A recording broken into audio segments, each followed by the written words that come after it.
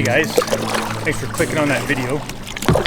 I had a few cancellations of clients tonight, so I wanted to go out, put my kayak in the water real quick before the sun set, and maybe try to get some nice pictures up around the bend here where the sun goes down.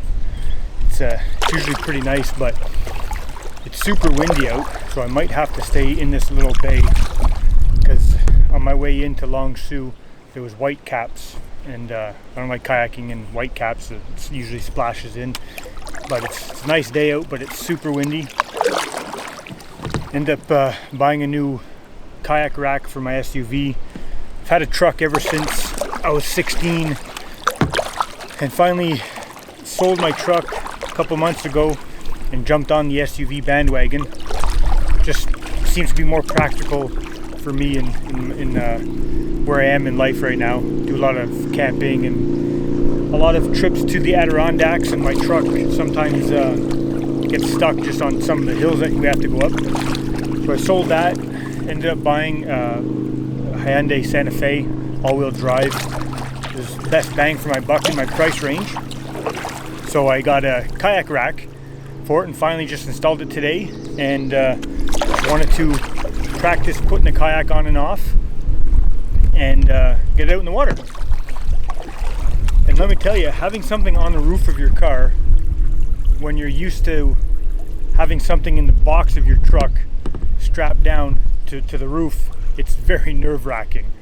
I constantly kept looking to see if it was still there, watching the ropes in front to make sure they weren't moving. So it was pretty nerve-wracking. I didn't enjoy it, but I guess it's something I'm going to have to get used to, since I'm just used to looking in my rearview mirror, looking into the box. So, and on the kayak they have the handles, the carrying handles. So I didn't strap it through there because the rope can break. I actually strapped it through the hole in the kayak. So a lot of time the wind would bang these little flaps, and then I just kept thinking that the kayak was going to fly off. But it was a success. It came here. I got went and picked up the Long Sault pass, the season pass. Pretty expensive. It was $70.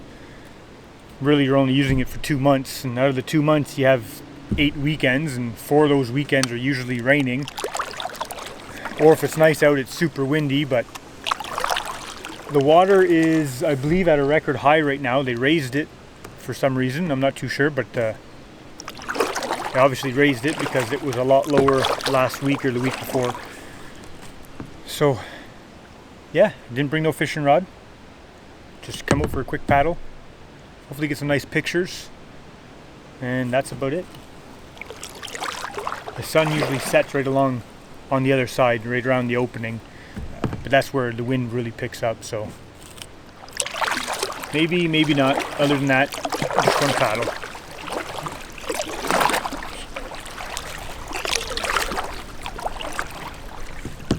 I got a new mic for the camera.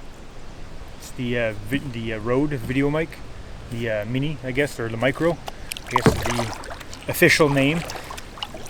So hopefully it's blocking this wind, because it is pretty windy. So I have no idea if you can hear me, but I see the levels going up on the screen. So I sold my Sony a6000 for the a6400. So it's got the flippy screen, which is perfect because I can see myself, make sure I'm in frame. And this has the sound levels, which is perfect for vlogging. So I know the sound is recording on the computer. Whether or not it's being muffled by the wind, I don't know.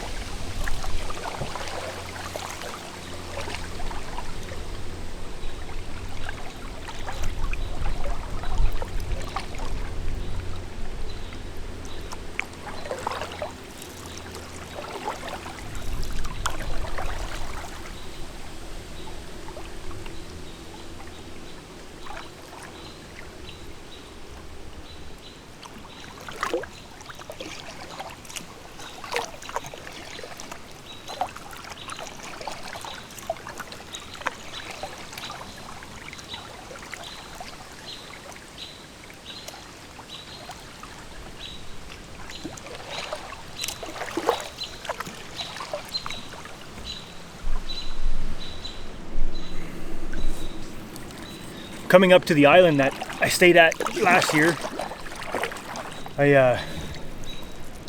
I'll show you that whenever we get closer to the edge, but hopefully I get out there again this year. I want to make a new campsite on the back side of it and clean it up a bit. A lot of people leave a lot of garbage, so I'm going to try to haul out a bunch. So if you look back at some other videos, you'll see how low the water was compared to right now. You'd always see all the rocks and you can basically walk along all the edge. Now you can't. The water's pretty high.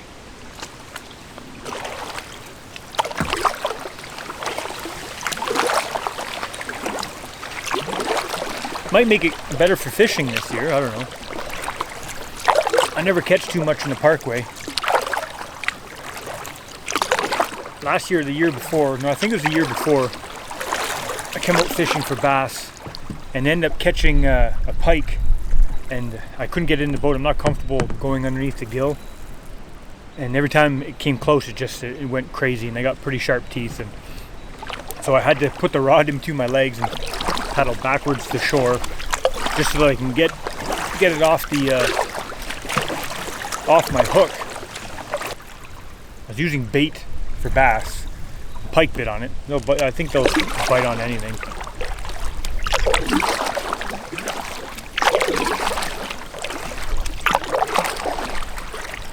Yeah, so I'll flip the camera around and you'll see the island that I stay at. That one's straight ahead. You'll see to the left over there, that's where the sun sets. So with the clouds, it might be pretty nice, a nice red sky. So I'll hang out. Hopefully the wind will die down where I can go out a little further. Just like I said, it's white caps out there, and it's with the camera and the splashing. It's not a waterproof camera, so it's not a GoPro. It's an expensive camera to get wet. So hopefully the wind dies down and I'll be able to get out there and get some nice pictures. I originally wanted to come out and cook some supper out on Whales Island, but with the wind, I didn't want to go out there. And with fiddling around with the kayak rack, it took me longer than I thought. And actually, I'm not too happy with the roof rack I purchased. I purchased the actual Hyundai roof rack because it was a lot cheaper than the Thule one.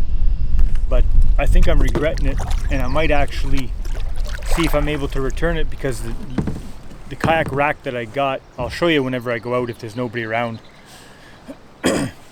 It's one kayak flat or on its side, or you can have two kayaks or a paddleboard or a canoe. So I bought that because it was ideal. And the roof rack, the Hyundai roof rack, says that it's good for 200 pounds or 250 pounds. My kayak is only, I think, 65 pounds, give or take. And it seems to barely support that. Like it bows a lot. I can't imagine having two kayaks on there.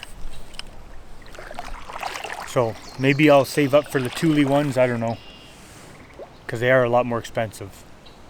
They're closer to $1,000 versus 200 or 250.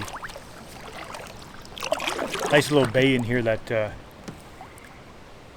sometimes you catch bass. Usually the water's a lot lower during bass season, so it's not that good. But this year, because they've raised it, it's actually pretty high. Normally you can't go in this far. So it might actually be good for bass this year. And usually in here there's lots of birds. The red-tipped blackbirds. But you can probably hear that in the background. Maybe not.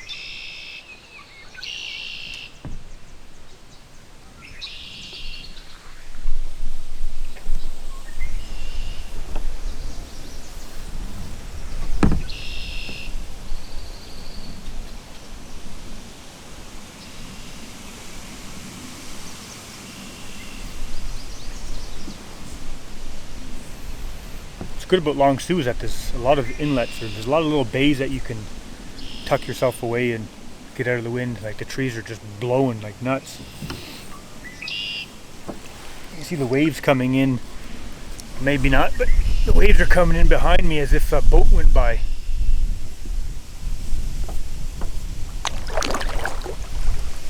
Won't be long until all the carp are spawning. A couple spots in Long Sault, whenever you paddle, you're actually paddling on top of these carp. They're splashing all over the place.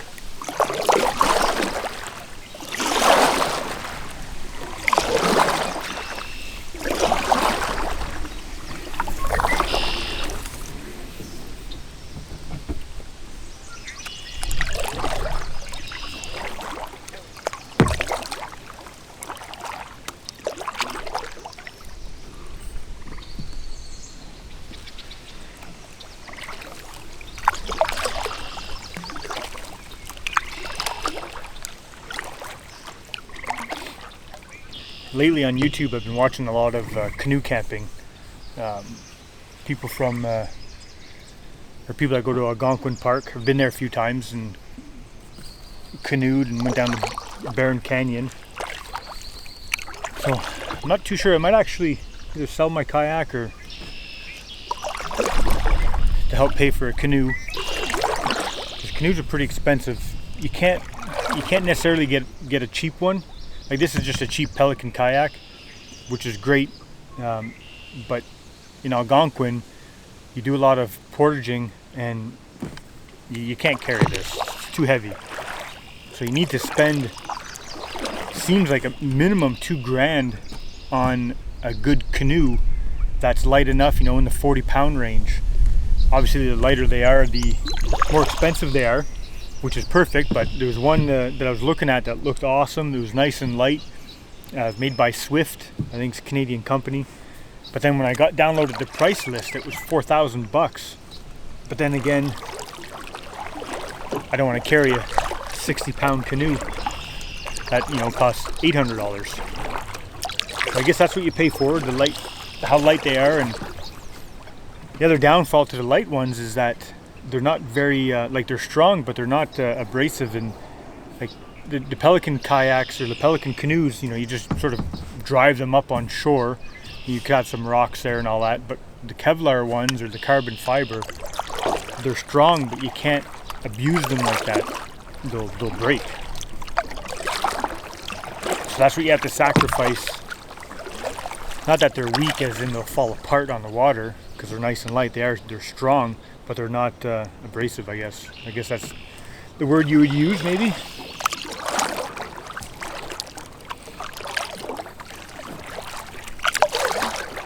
Looks like some dark clouds coming in. Not supposed to rain. Looks like the wind might be dying down a bit. As long as I stay close to shore, I should be okay. That's the island I stay at over there. Family of geese coming up.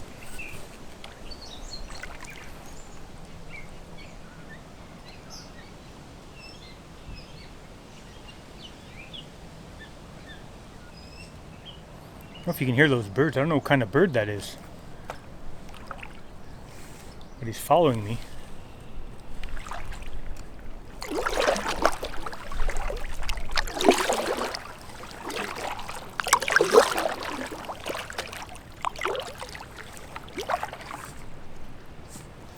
Whole family out here of geese. The sun's strong. So, now they're all out with their babies. Come a bunch of sea-doos too. I'm going to tuck away in this bay. Look how bright that sun is.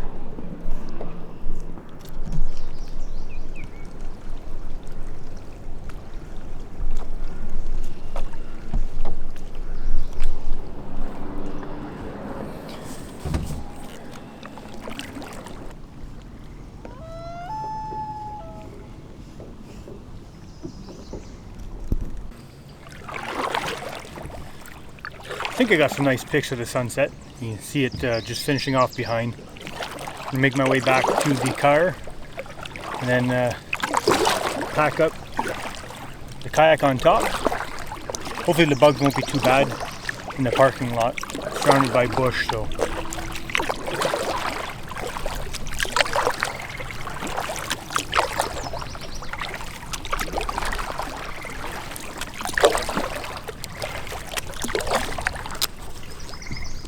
Better put my glasses on.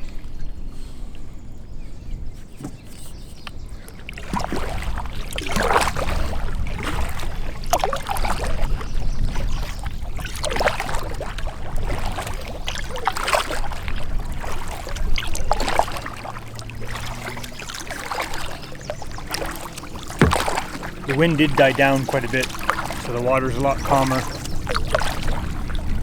Still a breeze left.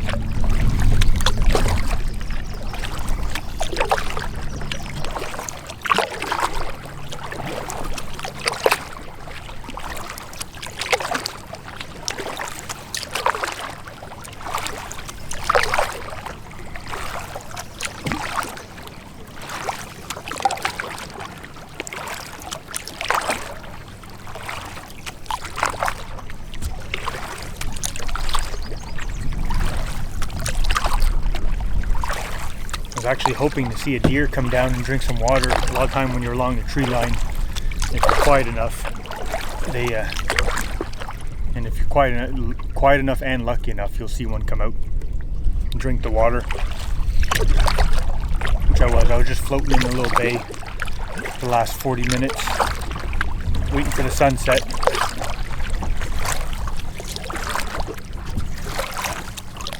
Listening to the birds, watching them.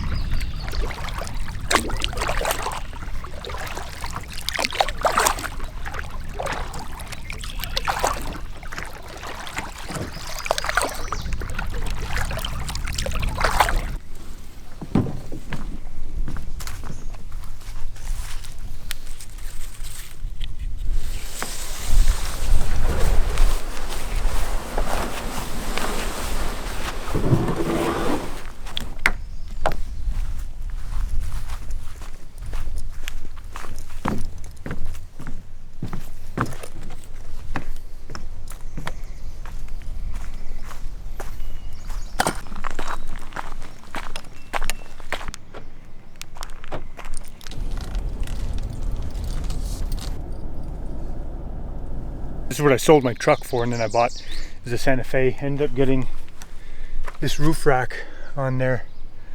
So there's a center bar right here.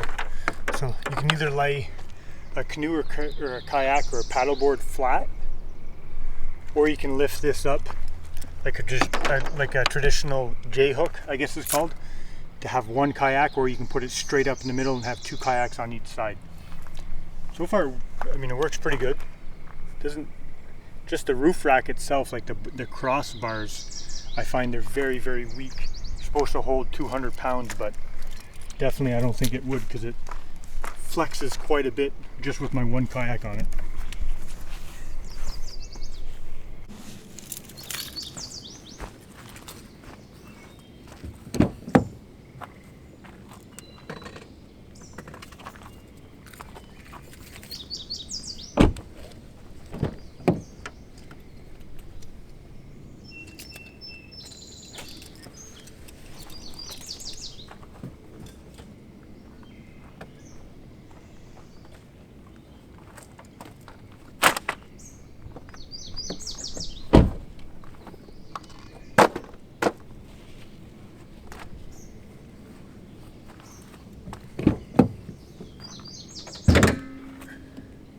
Gotta move quick because the bugs are biting.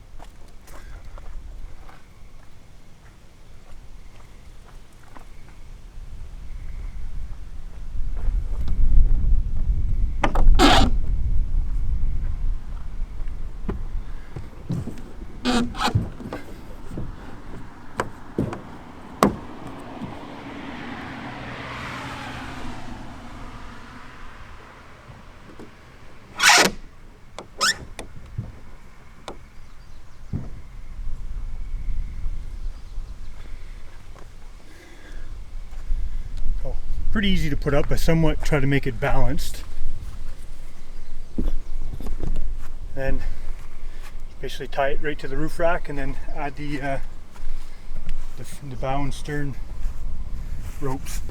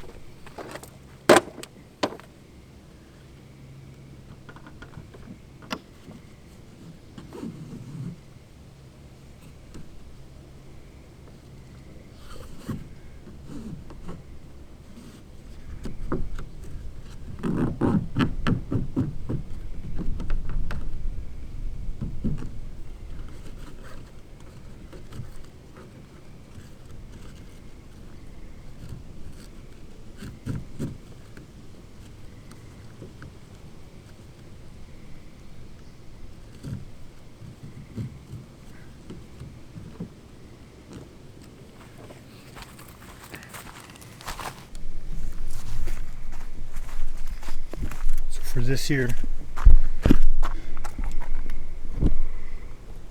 You just wrap it through the actual bar. Okay, you don't want to just tie it to that. You want to go to the actual bar. So wrap it around. I mean, I've been trying to stick them in this little groove, but they just fall out. But that's usually good. But for long distances, I mean, for short distances might be fine, but I like to still put the bow and stern tie downs on, just to keeps it from rocking back and forth.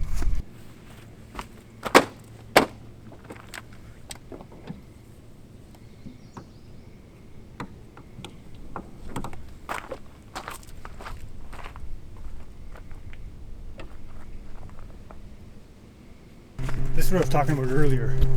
So instead of tying it right to here, I put it through the hole. That way there, just in case the rope breaks. But these keep hitting in the wind. I keep thinking that it's falling off.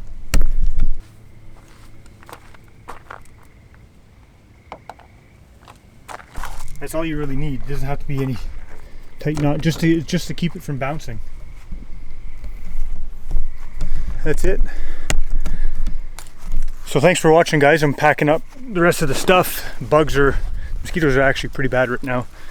And then just heading home, grab some supper. So if you liked it, make sure to hit that like button, subscribe, comment. By liking and commenting, it really actually helps the channel grow. I guess it puts it more in people's feed, more interaction. So stay tuned for the next one. Cheers, guys.